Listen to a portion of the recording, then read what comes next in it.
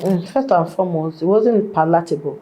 I said it earlier on the show today. My first marriage, on the night of my wedding, was when I started noticing. It was when I noticed abuse. But because of the fact that what people will say, how can I be in this, blah, blah, blah, blah, and God has already orchestrated it because my wonderful kids are from the marriage.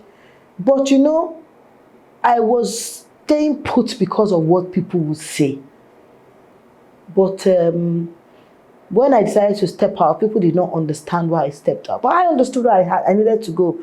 A lot of people did not receive it well. But if I hadn't stepped out, I had died there, by now it would have been a forgotten case. So it's better for people not to accept my reality or my truth, but I accept my own truth, than for me to lose my life in the process of trying to prove it to the world what I am going through. People see me as someone that can snatch a man. First and foremost, I, as Foluke Daramola, I'm a complete woman. I'm complete in myself. And I've always said it that we all deserve to be happy. And my relationship, the way I do my relationship is my prerogative. I've been in a marriage that was an abusive one that I had to leave. Now, the relationship that I'm in now, my partner has had his own marriage that didn't work out for whatever reason. Now, the conception that people will say that Foluke Daramola snatched a man. When two people have found love in themselves, one, it is not, a man is not a commodity that can be snatched. The same way a woman is not a commodity that can be snatched. That's one. Two, you don't force love. When love does not abound in a relationship, the next thing is for both parties to go their separate ways. It is because there's love existing between myself and my husband.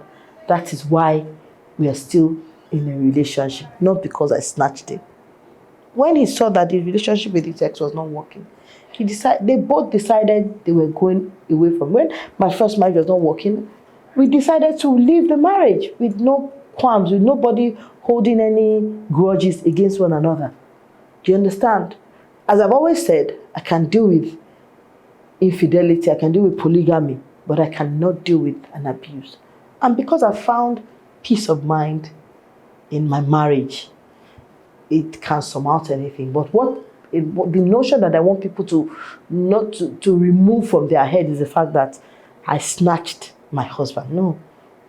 We are two people that have been mutually compatible and are in love with one another and have found our company awesome for the past 13 years. At some point, we had our fights. We were almost breaking up the marriage, But I guess we both understood our bond, what kept us together. If there's anything I give credit to my husband for, is the fact that he would not lord it over me. And because of the place I was coming from in my first marriage, I told myself that any man that, if I sense this slightest form of harassment or abuse, I'm out. The slightest form.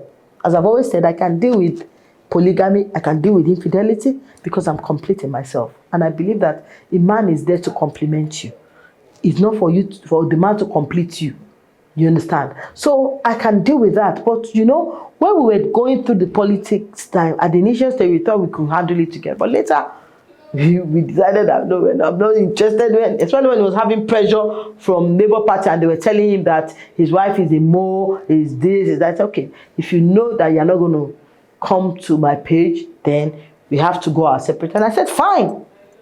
Then so be it. And we were separated for almost about a year.